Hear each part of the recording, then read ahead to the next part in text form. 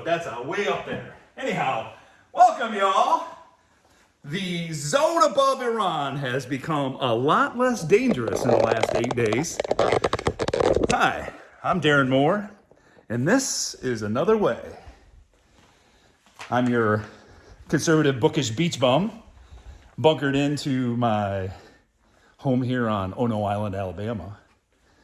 And this is Another Way, a program in which I attempt to discuss philosophy, theology, psychology, ontology, history, economics, mimetic theory, psychobiological, interdependent limbic regulation, among many other things. Obviously, I'm a polymath, and a few of the subjects that I've done deep dives into are international diplomacy, war strategy, and of course the Muslim world. And today, I am going to attempt to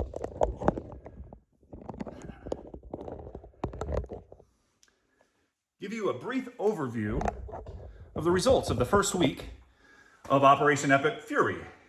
But then I'm going to show you how Trump is breaking all the rules of all the three schools of post-World War II statescraft. The liberal internationalist version, the school like Wilson and Obama, or the realists like Kennedy and Kissinger, and the neoconservatives like the Bushes. Trump's new old way of waging war is so foreign to our entrenched foreign policy establishment here at home and across the globe that they simply cannot even begin to comprehend what he is doing. For them, it simply does not compute. In tomorrow's talk, I will not only give you keen insight into today's global strategy, how Trump is totally reshaping the world, but I will undertake a massive takedown of the disastrous curriculum taught for the last 80 years in our universities of diplomacy and our war colleges, the heart of which has been Harvard's Kennedy School of Government. I should tell you in advance that although I love how Trump is reshaping the world with this war, I have been a fierce critic of Trump on many facets of his domestic and economic policy. I'm a Reaganite, okay? So my biggest hero is Reagan, who inspired and united the country and won 49 states by presenting his policies that were far more conservative than Trump's in a way that were attractive to that center swing vote, instead of Trump's practice of dividing the country with scathing rhetoric designed to make Americans hate each other. I think Trump's tariffs are a disaster, his demeanor is abhorrent, and his big beautiful bill is a total betrayal of fiscal conservatism and common sense. But I love the way he is waging this war, which in my mind will produce nothing less than the complete overhaul of global dynamics that will tremendously benefit America, our allies, the Muslim world, and even the people in the countries that are currently our enemies. Throughout history, God has used bad men to achieve tremendously good outcomes. I thank God every day that dingbat Kamala Harris is not our president. Speaking of current enemies, foreign and domestic, I also have to give Trump lots of credit. His inveterate trolling has made the American left expose themselves for what American-hating hacks they truly are. And he's maneuvered the left into a corner, into a unified position so that the only way they win is if America loses this war. They have taken a stand. They are rooting against American success. Repulsively, their rhetoric is almost indistinguishable from what our enemies are saying nowadays. I read this article and I said, guess who said it? Was it the spokesman for Iran's regime, or was it a chief Democrat? They're so almost totally identical. Simply put, the Democrats are playing puerile partisan politics about the proper place of armed American diplomacy for the security of the Western world. Like Iranian's regime's mouthpiece, Araghchi's warnings that they'll destroy our ships and our bases and shoot down our warplanes, the doomsday predictions of the shills and chicken littles in the American left over the last week have had a shelf life of a plate of nachos. And now that the war has been an overwhelming success so far, these Democrat drama queens' resentment and envy is on ostentatious display. It's like they are out there trying to outdo one another by shrilly hyperventilating about how this is an illegal, unprovoked war of choice against a nation that presented no intimate threat. Trump has changed the rules of this game. And most importantly, he is winning huge. Everybody loves a winner, except for American progressives. They hate that we are winning. I will someday shoot an episode on a book that I absolutely think is vital. The 1922 book, Oikophilia and the Decline of Civilizations, Western Self-Contempt, written by Benedict Beckold. This is a fantastic book. I totally recommend that you pick it up. And it explains how particularly the rich and the intelligentsia of America, of the West, has taken up against the West, strangely enough.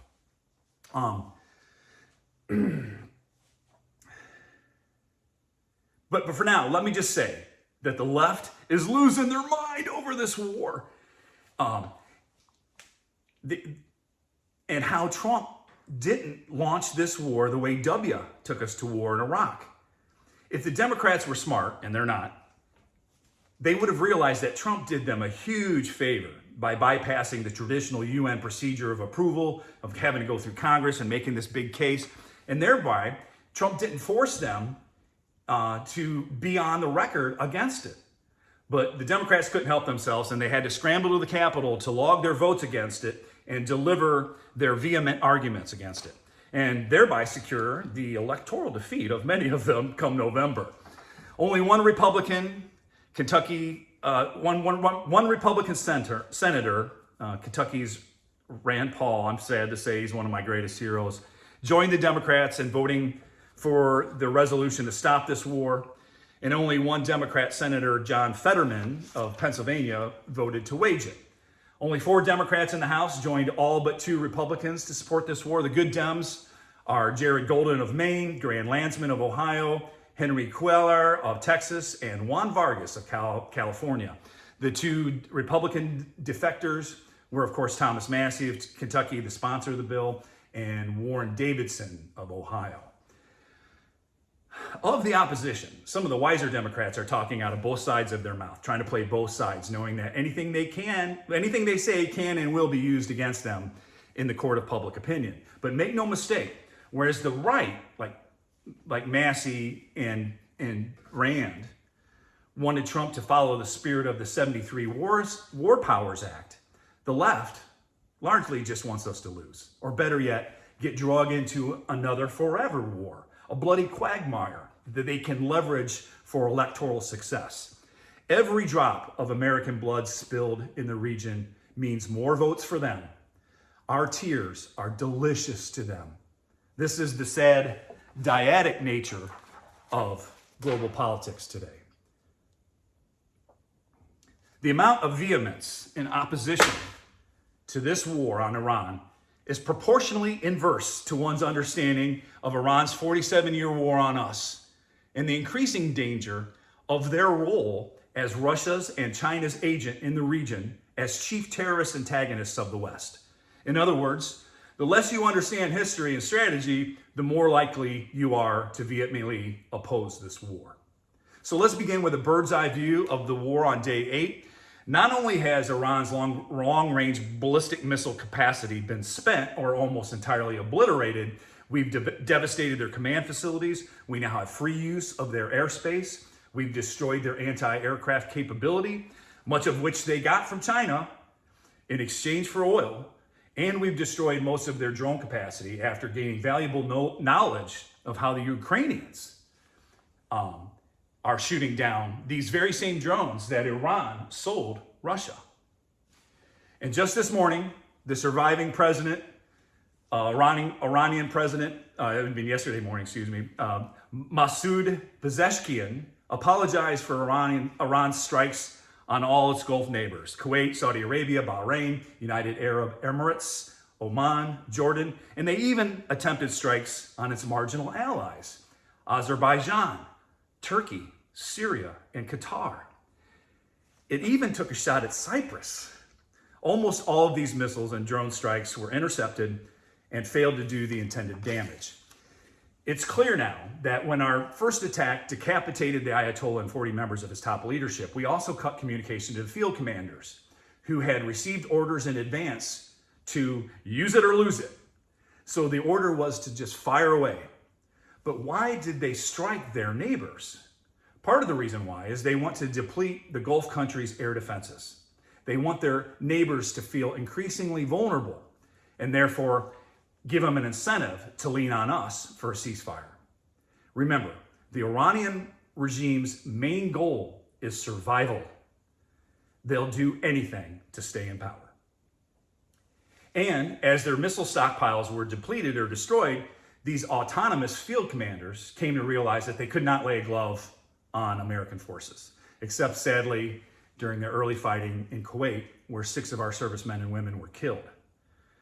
So now these autonomous Iranian commanders seem to be aiming almost exclusively on their neighbors, particularly the UAE, which saw 16 missile attempts since the Iranian president Pervez Pedaras apologized. The twin goal of these attacks is to deplete their neighbors' capacity to defend themselves and to try to pry them away from supporting America. This plan has backfired wildly. It only inflamed the Gulf states and made them better allies of the United States for now. But if we don't put an end to these launches, that could change with the wind. Iran has even managed to turn Britain and France against them. Britain's beta male-in-chief Keir Starmer whimpered that we would now be allowed to use British bases in the region and that he was even sending a few British airplanes to help. And the anti-American French president, Emmanuel Macron, even changed his tune from saying that this is an illegal war to insisting that Iran is responsible for the conflict. And in a demonstration of immense strength, Macron ordered a French battleship to the region. It was in the faraway Baltic Sea and should be arriving in the war zone within weeks, just in time to watch the surrender ceremonies. Merci beaucoup, ma viette, Macron. So, this morning, Iran's jackwagon-in-chief, President Pezeshkian, came out and simply apologized for attacking what he called his brothers in the region.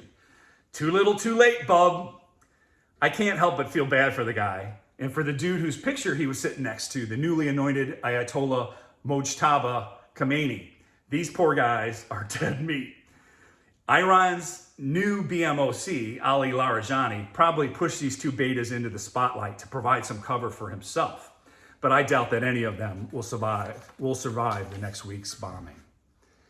I was particularly happy to learn that we have also eliminated former President Mahmoud Ahmadinejad, who had publicly called for the death of America perhaps more than any other politician in world history.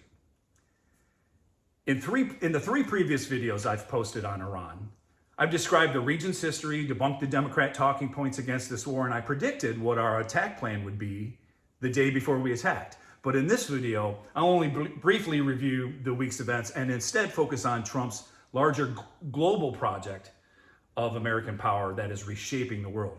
I know it's cliche to say it, but I'll show you how he is playing 3D chess while the rest of the world is playing checkers.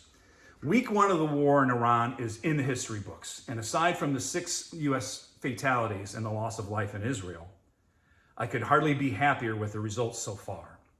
I wish we could have intercepted more missiles and that we could have taken out many more of the launchers before those missiles were fired, but the attacks have been primarily intercepted, and the ones that got through have done relatively little damage, caused little loss of life overall. And now the Iranian nation's aerial attack capacity seems to be totally neutered. Well done, America. Fuck yeah. Also, let me salute the Israelis who have been leading the fight against Iran and its terrorist proxies in the region for years. Their strikes in the 12-day war last year set the stage for success in this war. They are indispensable allies who have put Iran in a box, and now it's as easy as shooting fish in a barrel. So let me just stop here and say how stupid you have to be to suggest that America is Israel's puppet in this war and not a partner. One only needs to look back at how Trump went ballistic last year to force Israel to stop the 12-day war, how he forced Israel to stop the fighting in Gaza and enter into peace talks and a ceasefire in Gaza. and how we've pressured them to stop attacks in Lebanon and in Syria. America has a long history of pushing Israel around, not the other way around. Hell, even when Israel could have wiped out the PLO in Lebanon, our CIA shipped those guys out to protect them from the IDF. I'm disgusted at how certain factions on our right have been recently aping the anti-Semitism that used to come only from the American left. As Charlie Kirk put it bluntly, anti-Semitism is loser behavior. For 47 years, Iran has shed American blood. Even before we invaded Iraq in 2003, I considered Iran to be the most urgent and main obstacle to lasting peace in the region. I never bought into the argument that Iran, which is primarily Shia, would never support Sunni terrorist cells. They did help bin Laden prior to 9/11, and they have hosted bin Laden's son, Saad, in a posh home outside of Tehran ever since. They funded the Taliban, the Muslim Brotherhood, and other Sunni groups. When the Fatah party in Gaza wants to insult the opposition party Hamas, they call them Persians. They call them Shia, even though both sides of the fence in Gaza are Sunni. Because it was common knowledge that Hamas were Iranian puppets. We might say, in the meantime, that Hamas has performed a genocide on Fatah members in Gaza. Not only has Iran been at war with us, they have lied, cheated, and hid their nuclear weapons programs for decades. You only need to enrich uranium up to 5% for energy and medicinal purposes. But they have insisted in negotiations that it be allowed to maintain thousands of advanced centrifuges and enrich uranium to as much as 20% purity. Now, let me make plain here. If you can achieve the technical capacity to reach 20% enrichment, you basically have all the know-how and capacity to reach weapons-grade uranium. As one non-proliferation expert put it, the regime's clear purpose was, quote, to maintain the means to produce nuclear weapons fuel at a time of its own choosing, unquote. Iran has not only the capacity to reach 20%, they went way past that point and enriched up to 60%, the penultimate phase from which in just a few weeks, they could have a nuclear bomb. And just last Friday, the day after the talks failed in Geneva and just hours before we blew up the Ayatollah, the IAEA announced that Iran had constructed a secret bunker near Isfahan in which they have hidden all the highly enriched uranium that had survived last year's attack Midnight Hammer operation. If you ever thought the Iranians were negotiating in good faith, if you ever thought they weren't attempting to acquire nukes so that they could use them on Israel and threaten and blackmail the rest of the world, then you are an idiot. For the lying, cheating, scheming, nuclear ambitious regime, the grains of sand in the hourglass have run out. These need to be the last days of their lives. But that doesn't matter to Democrats who keep saying that Trump is not being clear about his justifications for this action. The delusions run deep in their party. Heck, on Thursday, 53 Democrats in the House voted against a simple resolution declaring Iran a state sponsor of terrorism and that their nuclear enrichment programs violated the very deals that they had previously made. In addition to nukes, Iran realized from their strikes last year on Israel that long-range ballistic missiles were their future. And they've been doing all they could to make as many of those as possible since then. Ship-sinking hypersonic missiles were also on their way from China, and Russia was or is giving them military guidance. The danger was only growing with each minute. The time was right for this strike.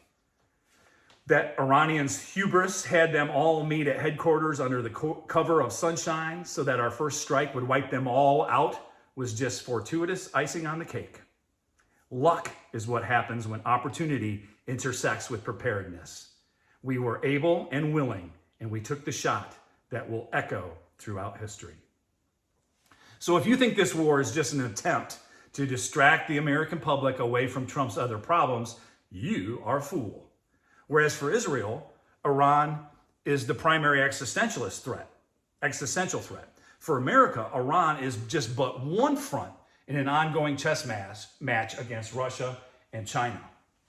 Whereas Iran is the agent of Russia and China in the Middle East, Venezuela and Cuba are their agents in the Western Hemisphere. Now, I won't mention the liberation theologists of Argentina who gave us our last our last Pope. I converted to Catholicism in 2017, but I said I was joining St. Pope John Paul II and Pope Benedict's church, not the current Chuckleheads Catholic Church. I have high hopes for Pope Leo, but his blessing of a block of an iceberg last week is not the kind of holy water that I was hoping for.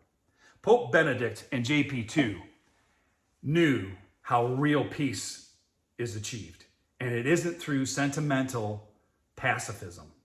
Weakness invites aggression. Peace is achieved through strength. I think one of the main challenges we Christians face today is not having our Christ-like meekness mistook for weakness. Meekness is not weakness. Meekness is the tremendous strength to be gentle and tender, to be forgiving and patient. But Christ also showed us that sometimes you have to start flipping over the tables and start whooping some ass. Sometimes, if you let people slide, they end up ice skating all over you. That is precisely what Iran has done to us for 47 years. But I digress. The American left is in lockstep marching against this war. Who cares whether Iran's regime is the most evil and brutal on the planet, that was chanting death to America for the last 47 years, killing thousands of Americans while attempting to get nuclear weapons to start a war that would bring back the 12th Imam, a 5-year-old messianic-like cleric that had been missing since the 9th century and is apparently hiding in a well in the Iranian holy city of Qom. Yes, that's what the Twelvers, as they're called, actually believe. You can look it up. None of that matters to Dems because Trump is waging this war. Therefore, the stooges on the left must try to poke their fingers into the eyes of our leadership. The willing accomplices in the media are in full Chicken Little mode. Every time Iran shoots a missile at a new country this week, they'd hyperventilate and say, see, this war is widening and it's spiraling out of control. I watched the Sunday morning shows this morning, and one of the dudes, they don't allow alpha men on the Sunday morning shows anymore, except for, of course, the female hosts. But the one female host said that she started off, the Middle East is on fire. It's like, come on, lady. The hyperbole is off the charts. They breathlessly fret that we are going to run out of interceptors, that our troops are unrested, overtaxed, that the world will turn against us. I've been watching the Drudge Report, as I always do. And the news is all bad all the time. If you watch the news of the legacy media, you'd get the impression that Iran is winning this war and that we're only one day away here in America from economic collapse. The left are also trying to play gotcha by saying Trump is inconsistent about the reasons he started this war. The rationale for this war hasn't ever changed. Stop their nuclear weapons program, stop their ballistic missiles program, stop their support of terrorist cells across the globe, Hamas, Hezbollah, Islamic Jihad, the Quds Force, and many others, and help Iran's people install a new regime that will be friendly to the West and which won't threaten its neighbors. Now, I do shudder every time I hear Trump say something that makes me think he'll stop short of regime change, or that he's not truly interested in regime change. Like he would have worked with certain members of the current regime, but they're all dead now, or that Venezuela is the model. But I hope that this kind of loose talk is just playing head games. The more we make it seem like we will affect regime change ourselves, the less of an incentive the Iranian dissidents will have to do it themselves. Of course, it's better if the Iranian people rise up and take out the Basij, the volunteer civilian force that works alongside the Faraja. They're kind of similar to the American left's Rent-A-Mob here in America. Think Antifa. The Faraja, the brutal police force that guards the regime, that the professional police force will also need to be taken out. And of course, the Islamic Revolutionary Guard, the forces that are the zealous military, which are loyal to the regime. We can take out a lot of the IRGC, but we really need the people on the ground to take out the Fallujah and the Basij. The Artesh, on the other hand, the Iranian regular army that is loyal to the people of Iran, we are not likely bombing them because they will likely put forward a coup d'etat of their own to clear out the old regime's thugs on the ground, both the IRGC and the Fallujah. And I'm betting that we will not need boots on the ground, our boots on the ground at least, or at least not regiments of our boots on the ground to help them do that. We are more than capable of finding, fixing, and obliterating with pinpoint accuracy anyone who steps forward to replace the annihilated previous leader of this jagwagon regime.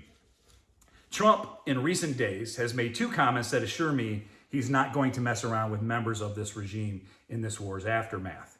He said he wants to help pick the next leadership and once again encourage the people of Iran to overthrow their regime. He also called for unconditional surrender. Israeli special forces on the ground in Tehran have begun targeting Basij and Fallujah forces, which are the main obstacles to the people overthrowing the Mullahocracy. I suspect that soon there won't be much of the regime left to negotiate with anyways.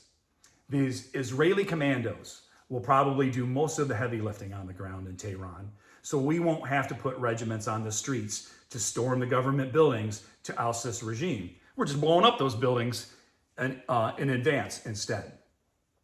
America's left is hoping for a quagmire because they care more about maintaining and enlarging their power than they care about the safety and security and the way of life in America and the West.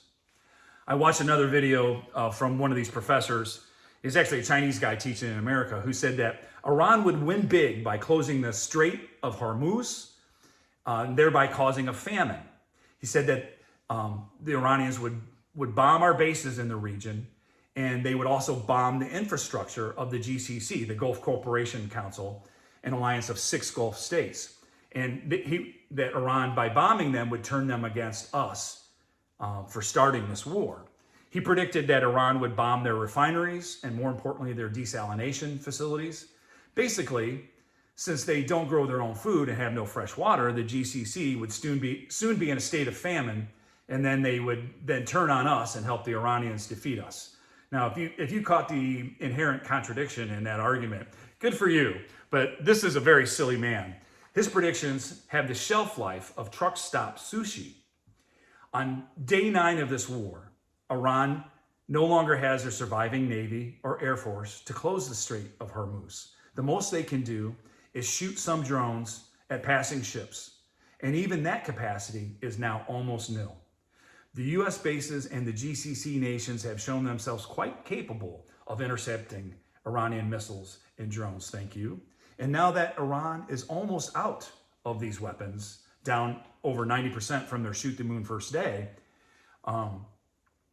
we're in a lot better shape to be able to protect the strait. They still have lots of drones, but those are slower and even easier to shoot down with our Patriot missile and Meteor systems. As CENTCOM Commander Brad Cooper explained, if you just walk back a couple of years, you remember how everybody used to say that we're shooting down $50,000 drones with $2 million Patriot missiles. But these days, we're shooting down their $100,000 drones with our $10,000 weapons. The calculus has changed. In 8 days, not a single ship has been hit. With our Navy as chaperone in the Strait of Hormuz, the ships should be flowing with traffic. The straits should be flowing with traffic again soon. All of you lefties are living in denial of the reality that the last 9 days have been a tremendous success for America. And you're just rooting against us. We used to have a name for those kinds of people. Now, don't get me wrong. There are plenty of people who are against this war, but still want us to win it. And I have no problem with these people. I probably share many of the same concerns that you do. I'm only talking about the people who are rooting for our failure so that they can score political points against the president of the Republican Party. If you are among the ones who want us to win this war and achieve a lasting peace, but are worried about whether we have the right strategy to do that without being sucked into yet another endless war, then you are my kind of people. If you think everything Trump does is right, or you think everything he does is wrong, you are not my target audience. I have almost nothing to say to you, but I'm glad, if you're one of them, to have you along for the ride. I'm very much a Russell Kirkian, the man that Reagan called the prophet of American conservatism. And he persuaded me, although he died in 1994, long before I started reading his stuff, he persuaded me that the American cause, our foreign policy posture ought to be a strong but humble foreign policy in which we project strength, but we let people, we mind our own business and we let other people mind their own business.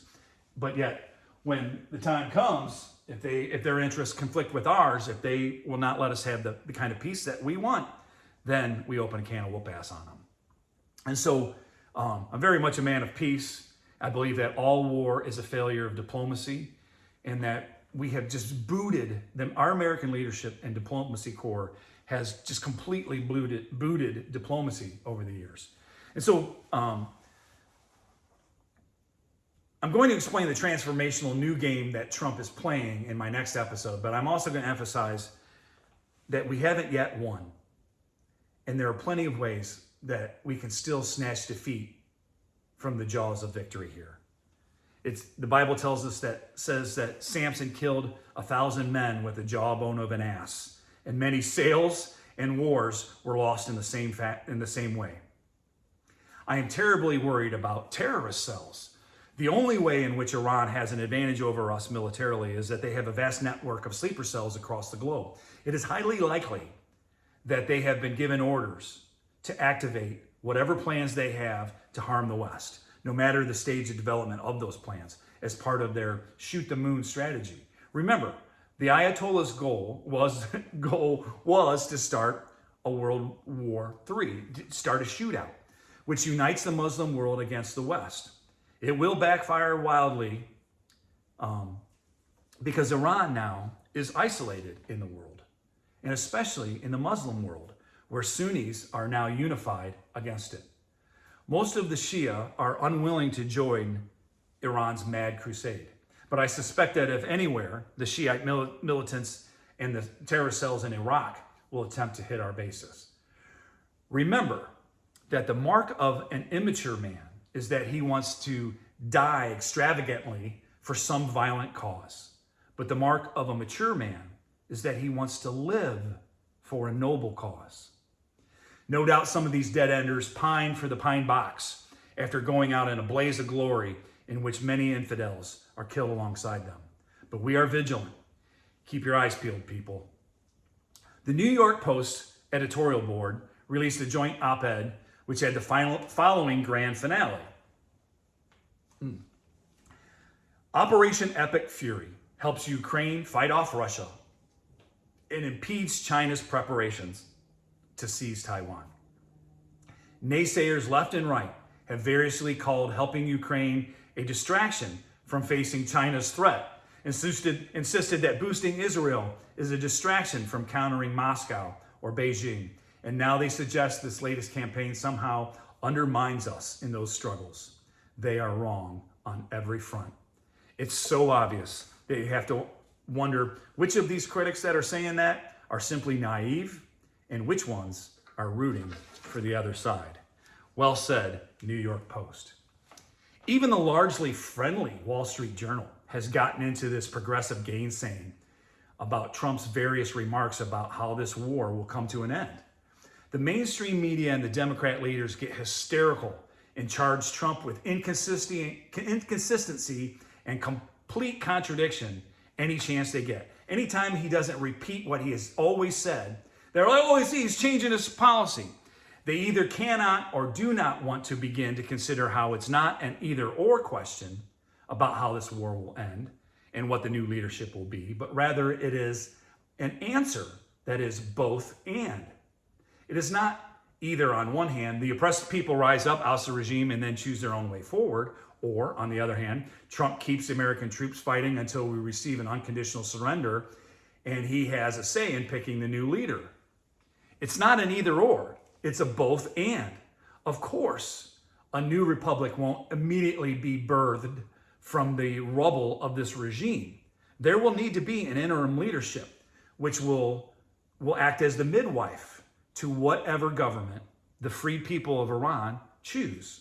But first things first, and the first thing is unconditional surrender, and then an interim leadership that will implement the terms of surrender, not ceasefire. The leadership that implements the terms of the surrender, not ceasefire, must of course be amenable to American leadership. So of course Trump will have a hand in it. Indeed, we are going to keep using our iron fist to pound away and kill all the current leadership who is not acceptable to us, who is not willing to offer unconditional surrender to us, not ceasefire, until we clear the way for a new leadership who does. This is understanding the logic of war and peace, the way American presidents from Washington to Teddy Roosevelt understood it. The purpose of war is to defeat the enemy and impose our peace. For too long, American leadership has failed to be faithful to this winning strategy and instead have fallen prey to the fallacies of the new schools of thought, starting with Woodrow Wilson, which believe that war is just diplomacy by other means, and that there is no clear line between war and peace. We need to divest ourselves of this delusion and discard this disastrous approach to winning the peace. It is for this reason that our military has won battle after battle and won war after war, but our leaders keep losing the peace for which our brave warriors have so gallantly fought. Trump's new old way of waging war is so foreign to our entrenched foreign policy establishment here at home and across the globe that they simply cannot begin to fathom what the heck it is that he is doing. Trump has broken out of these outdated loser models and has returned to the previous model, perhaps best encapsulated by Ronald Reagan when he said that his goal for the Cold War was, we win, they lose. Or as Barry Goldwater said, why not victory? Trump's critics simply cannot understand that Trump does not want to build an Iranian regime in our image, but one that's in our interest. Interest versus image. Trump is not attempting to merely build a new Iranian regime in America's image the way we tried in Iraq or in Afghanistan. Trump will accept nothing less than a regime that does not conflict with America's interest. He's not trying to build a little United States of Persia, although that may be what the people of Iran eventually build. He is eliminating a regime that is a dangerous threat to American interests. Our interests are primarily peace and commerce. You give us peace, we'll leave you alone. You want to trade? Yeah, so much the better. Let's make a deal. But there can be no deal until you surrender, give up your weapons programs, stop calling for the death to America and Israel, and stop funding these terrorist regimes. Indeed, you have to help us put an end to these terrorist cells. This is statecraft worthy of the American experiment in self-governance. For 80 years, American statesmen have forgotten how to do this. Statecraft is an art. Statecraft is an art form. Politics is the art of the possible. Statecraft and statesmanship is an art form. And for the last 80 years, with few exceptions, America's leadership products of this art form don't even deserve to be hung on the refrigerator. Trump's way of practicing this art might not be particularly graceful, but he's producing a masterpiece that will weather the test of time. Thank you for joining me. My next talk will dive farther into how Trump is playing three-dimensional chess against a world that's merely playing checkers.